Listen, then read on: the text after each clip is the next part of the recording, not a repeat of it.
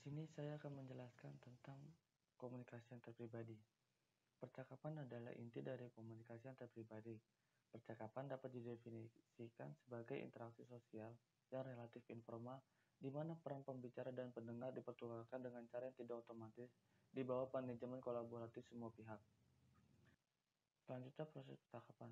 Sangat mudah untuk membagi percakapan menjadi beberapa bagian atau tahapan, dan untuk melihat setiap tahapan membutuhkan pilihan untuk apa yang akan Anda katakan dan bagaimana Anda akan mengatakannya.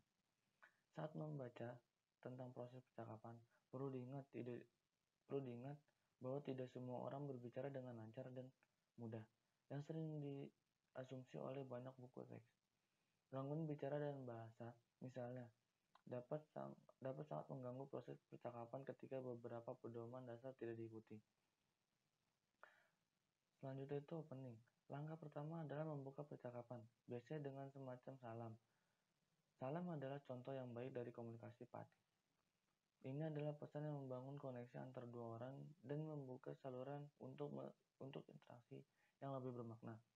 Dalam percakapan normal, salam dibalas dengan salam yang serupa dalam tingkat formalitas dan intensitas. Selanjutnya adalah feed forward. Pada langkah kedua, Anda biasanya memberikan semacam umpan ke depan yang beri orang lain gambaran umum tentang fokus percakapan. Secara lebih formal, kita dapat mengidentifikasi setidaknya 4 fungsi utama feed forward: untuk membuka saluran komunikasi, untuk melihat petinjau pesan, untuk menafikan, dan untuk menggantikan siaran. Selanjutnya, bisnis. Langkah ketiga adalah bisnis, substansi atau fokus pembicaraan. Istilah bisnis digunakan untuk menekankan bahwa sebagian besar percakapan diarahkan pada tujuan. Artinya Anda berkomunikasi untuk memenuhi satu dan beberapa tujuan umum komunikasi antar pribadi. Untuk belajar, berhubungan, mempengaruhi, bermain, atau membantu. Istilah ini juga cukup umum untuk memasukkan semua jenis emosi. Selanjutnya, feedback. Langkah keempat adalah umpan balik, kebalikan dari langkah kedua. Di sini Anda merenungkan percakapan untuk memberi sinyal bahwa sejauh yang Anda ketahui. Ketika Anda adalah penerima umpan balik, pastikan untuk menunjukkan minat Anda pada umpan balik. Ini adalah informasi penting yang akan membantu Anda meningkatkan apapun yang Anda lakukan. Dorong pemberi umpan balik agar terbuka untuk mendengarkan umpan balik ini. Mengajukan pertanyaan. Tidak semua umpan balik mudah dipahami. Lagi pula, kedipan mata, angkukan kepala, atau senyuman dapat menandakan berbagai pesan yang berbeda. Saat Anda tidak memahami arti dari umpan balik tersebut, mintalah klarifikasi. Selanjutnya, closing. Langkah kelima dan terakhir, kebalikan dari langkah pertama, adalah penutup. Yang sering mengungkapkan betapa puasnya orang-orang dengan percakapan. Penutup juga dapat digunakan untuk menjadwalkan percakapan di waktu yang akan datang. Ketika penutupan tidak pasti atau tidak jelas, percakapan seringkali menjadi cangguh. Selanjutnya adalah manajemen percakapan.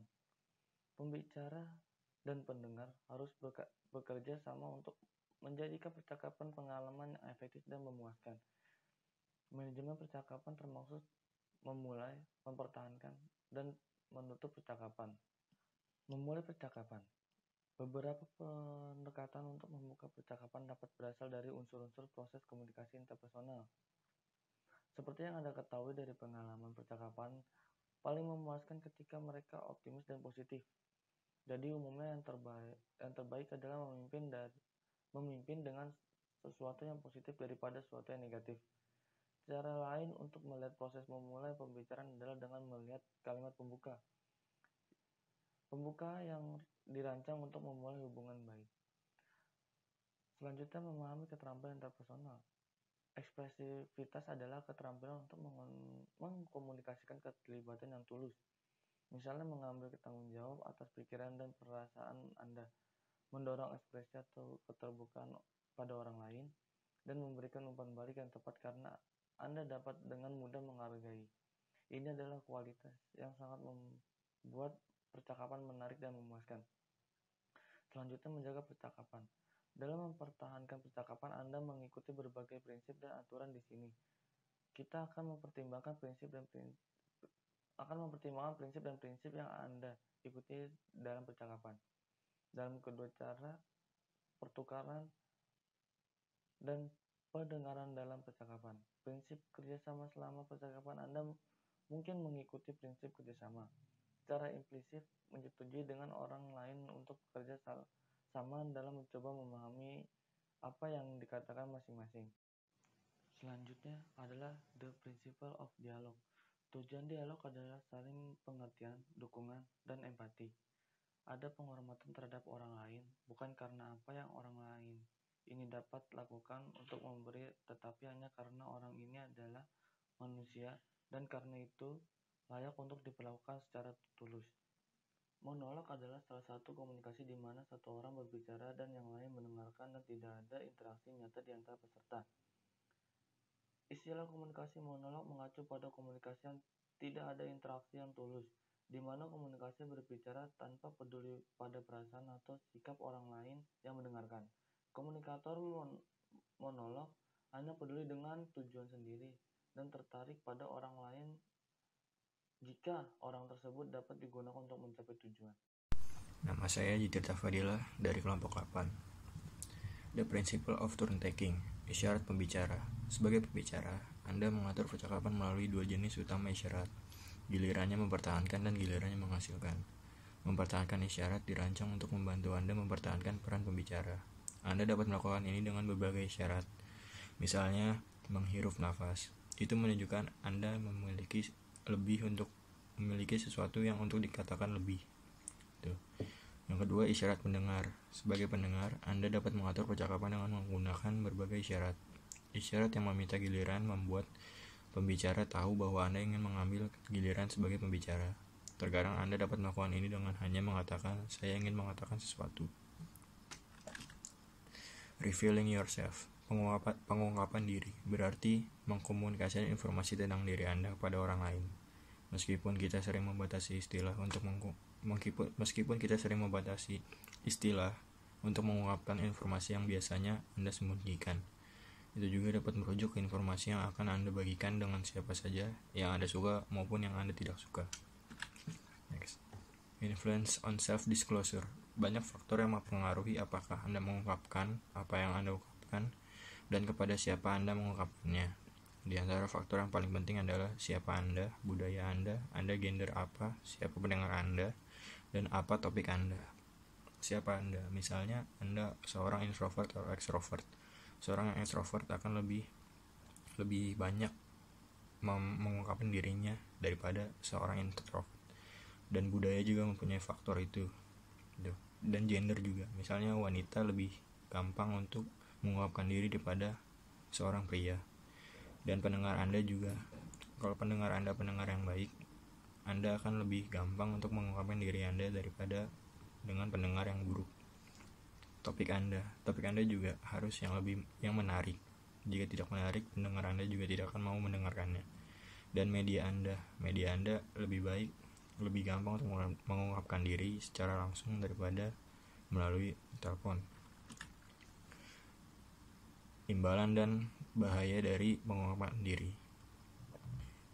Pengungkapan diri dapat membantu meningkatkan pengetahuan diri, efektivitas komunikasi dan hubungan dengan orang lain, dan juga kesejahteraan fisiologis. Pengungkapan diri sendiri dapat membantu meningkatkan pengetahuan diri.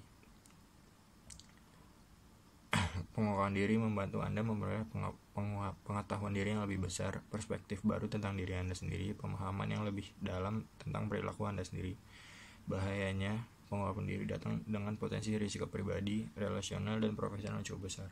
Dari pribadi Anda, misalnya Anda tidak ingin hal-hal pribadi Anda diketahui orang lain, tapi Anda terlanjur memberitahunya. Dan juga risiko relasional, risiko hubungan dengan orang lain. Misalnya Anda memberitahu sesuatu yang orang lain itu tidak suka dan mungkin akan merusak pertemanan.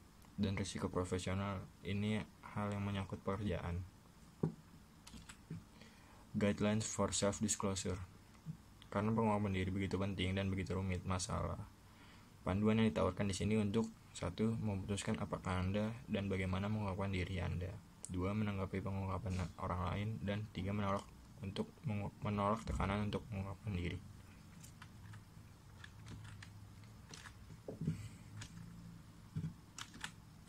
Ungkapan dari motivasi yang tepat. Untuk mengungkapkan diri, Anda harus mempunyai motivasi dari dalam diri sendiri tanpa ada tekanan atau permintaan orang lain, dalam konteks yang sesuai juga, maksudnya dalam keadaan yang sesuai, dan ungkapkan secara bertahap dari yang paling mudah dikeluarkan sampai yang paling susah dikeluarkan, dan juga ungkapkan tanpa memaksa beban pada diri Anda atau orang lain. Nama saya Bunga Safara Dalimunte. Saya akan menjelaskan tentang percakapan kecil. Percakapan kecil adalah percakapan yang terjadi antara dua orang atau lebih yang terjadi secara spontan, seperti di antrian bioskop, terus di lift, dan lain-lain. Tujuan pembicaraan kecil biasanya digunakan untuk menghantar ke pembicaraan yang lebih besar. Misalnya, dari menanyakan kabar, jika dilanjutkan itu bisa menjadi percakapan yang lebih besar lagi. Dan terkadang pembicaraan kecil juga digunakan untuk menunjukkan kesopanan, seperti menyapa tetangga yang bertemu di jalan. Yang kedua adalah memperkenalkan orang lain. Salah satu situasi komunikasi interpersonal yang sering menciptakan kesulitan adalah memperkenalkan satu orang kepada orang lainnya. Misalnya, saya sedang jalan bersama Jill. Secara tidak sengaja, saya bertemu dengan Jack dalam perjalanan. Karena Jill dan Jack tidak saling mengenal, maka itu adalah tugas saya untuk memperkenalkan mereka berdua. Caranya adalah dengan memberikan sedikit informasi tentang mereka satu sama lain, agar mereka memiliki topik yang bisa dibicarakan. Ada baiknya jika informasi yang diberikan hanyalah informasi dasar mereka saja. Yang ketiga adalah pujian. Pujian adalah pesan yang ditunjukkan untuk memberikan sanjungan atau ucapan selamat kepada seseorang. Pujian adalah cara paling efektif untuk berhubungan dengan orang lain secara positif. Ini juga merupakan sebuah percakapan pembuka. Misalnya, menyukai barang yang dipakai oleh seseorang. Dan tujuan lain dari pujian adalah untuk mempengaruhi orang lain. Sebuah contoh yang jelas adalah ketika Anda memberikan seseorang pujian dan berharap bahwa orang itu juga akan memuji Anda kembali. Yang keempat adalah memberi dan menerima saran. Saran adalah pesan yang disampaikan kepada orang lain dengan tujuan memberitahu orang lain apa yang harus mereka lakukan. Menasihati orang lain tentang apa yang hendaknya mereka lakukan dapat membuat Anda merasa kompeten dan berwibawa. Dalam beberapa kasus, memberikan saran mungkin menjadi bagian dari pekerjaan Anda, misalnya jika Anda seorang guru, pengacara, atau seorang psikiater. Saran biasanya sering diminta dari kerabat dan teman. Berikut adalah beberapa masukan untuk memberikan saran secara efektif. Yang pertama adalah mendengarkan. Ini adalah aturan pertama untuk memberi nasihat, dengan pikiran dan perasaan orang untuk membedakan apa yang dia inginkan. Yang kedua itu berempati. Cobalah untuk merasakan apa yang orang lain rasakan. Ketiga, menjadi tentatif. Jika Anda memberi saran, sebaiknya memberikan saran dengan kualitas yang dibutuhkan. Yang keempat, memastikan pemahaman. Yang kelima, menjaga kerahasiaan interaksi. Orang sering mencari nasihat tentang masalah yang sangat pribadi. Yang terbaik adalah menjaga kerahasiaan percakapan tersebut. Yang terakhir yaitu menghindari pernyataan menuntut. Menerima nasihat. Dalam setiap percakapan sehari-hari, Anda memiliki pilihan dalam hal yang Anda lakukan dan dalam hal bagaimana Anda menanggapinya. Dengan mempertimbangkan berbagai faktor dan mempengaruhi yang dibahas di seluruh teks ini, dan berpotensi keuntungan dan kerugiannya. Setelah Anda meletakkan pilihan Anda dengan cara ini, Anda akan lebih cenderung untuk memilih pilihan yang efektif. Berikut adalah beberapa masukan untuk menerima saran. Yang pertama, jika Anda meminta saran, sebaiknya saran tersebut didengarkan, walaupun tidak dijalankan, tapi setidaknya dengarkan saja saran yang diberikan oleh orang lain. Yang kedua, berinteraksi dengan saran yang diberikan. Misalnya, bertanya sarannya lebih rinci lagi. Yang ketiga, yaitu ekspresikan apresiasi atas saran yang telah diberikan.